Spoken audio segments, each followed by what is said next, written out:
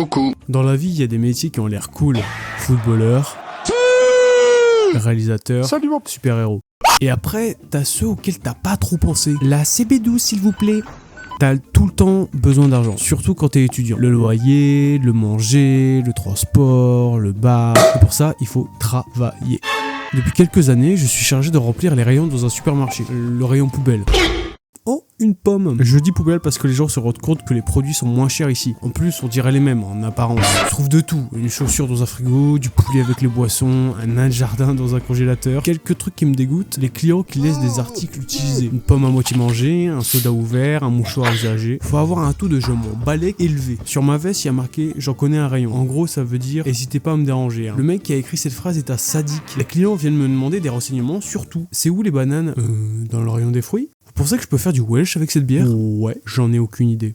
Excusez-moi, vous travaillez ici? Cette question me donne envie de crier. La pire clientèle que tu puisses avoir, c'est les cassos. Et qu'est-ce que t'as dit? Pour les reconnaître, c'est facile. Ils s'habillent aléatoirement, pas très intelligents, viennent généralement en famille et parfois puent.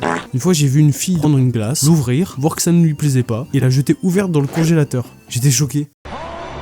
Le principal but de mon travail est de prendre une palette avec des produits qui se situent dans une réserve, que je dois ramener en rayon, le remplir, repartir en réserve et ça plein de fois. Sauf qu'entre temps, t'as des obstacles. Parfois tu dois gérer des situations qui ne sont pas de ton ressort. Un jour, alors que je me rapproche de la réserve, la zone safe on va dire, j'aperçois un regroupement de gens. Qu'est-ce qui pourrait bien se passer là-bas? Un combat clandestin? De la tectonique? Un combat de tectonique? Je me rapproche incognito et là sur le sol une madame qui fait une crise d'épilepsie. Dans ma tête c'est alerte maximale. Je savais pas quoi faire et apparemment les gens autour non plus. Ils regardaient comme si un bébé apprenait à faire ses premiers pas. Au moment où je décide d'aller aider, une collègue arrive avant moi. Alléluia, j'ai tapé ma meilleure disparition.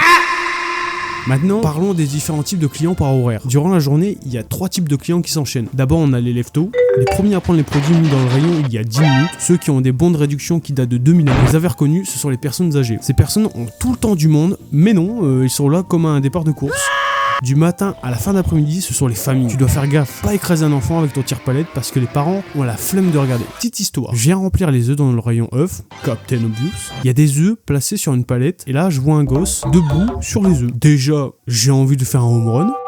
Mais je me suis rappelé que c'est pas la faute de l'enfant, mais plutôt des parents. Je vais voir le petit et lui explique qu'il faut pas faire ça. À peine le temps de finir qu'il rejoint sa mère. On bat les couilles. Je t'avais dit que t'allais te faire gronder.